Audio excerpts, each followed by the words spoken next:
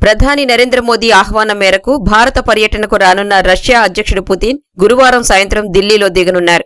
రాత్రికి ప్రధాని మోదీతో కలిసి డిన్నర్ చేయనున్నారు. తరువాతి రోజు శుక్రవారం ఉదయం రాష్ట్రపతి భవన్లో పుతిన్కు సంప్రదాయ స్వాగతం ఇవ్వనున్నారు. అనంతరం రాజ్ఘాట్ను సందర్శించి మహాత్మా గాంధీకి పుతిన్ నివాళులు అర్పించనున్నారు. ఆ తరువాత హైదరాబాద్ హౌస్ లో జరిగే సమ్మిట్లో పుతిన్ పాల్గొంటారు. అనంతరం రాష్ట్రపతి భవన్లో రాష్ట్రపతి ద్రౌపది ముర్ము ఇచ్చే విందుకు రష్యా అధినేత హాజరవుతారు. పుతిన్ పర్యటన కోసం అధికారులు భారీ భద్రతా ఏర్పాట్లు చేశారు. ఇందుకోసం 5 అంచెల భద్రతా వలయాన్ని ఏర్పాటు చేశారు. ఇప్పటికే ఢిల్లీకి చేరుకున్న దాదాపు 50 మందికి పైగా ఉన్న రష్యా సెక్యూరిటీ బృందాలు భారత అధికారులతో కలిసి భద్రతా ఏర్పాట్లను పర్యవేక్షిస్తున్నాయి.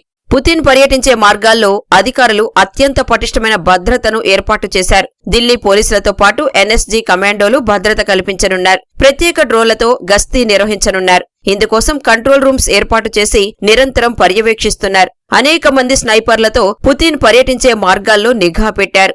జామర్లు, ఏఐ పర్యవేక్షణ, ముఖ గుర్తింపు కెమెరాలు వంటి అధునాతన సాంకేతికతను వాడి పుతిన్కు భద్రతను కల్పించనున్నారు. పుతిన్ ఢిల్లీలో అడుగుపెట్టగానే 5 అంచెల భద్రతా వలయం యాక్టివేట్ అవుతుంది. సెక్యూరిటీలోని ప్రతి ఒక్కరూ నిరంతరం కంట్రోల్ రూమ్తో సమన్వయం చేసుకుంటూ రక్షణ కల్పిస్తారు.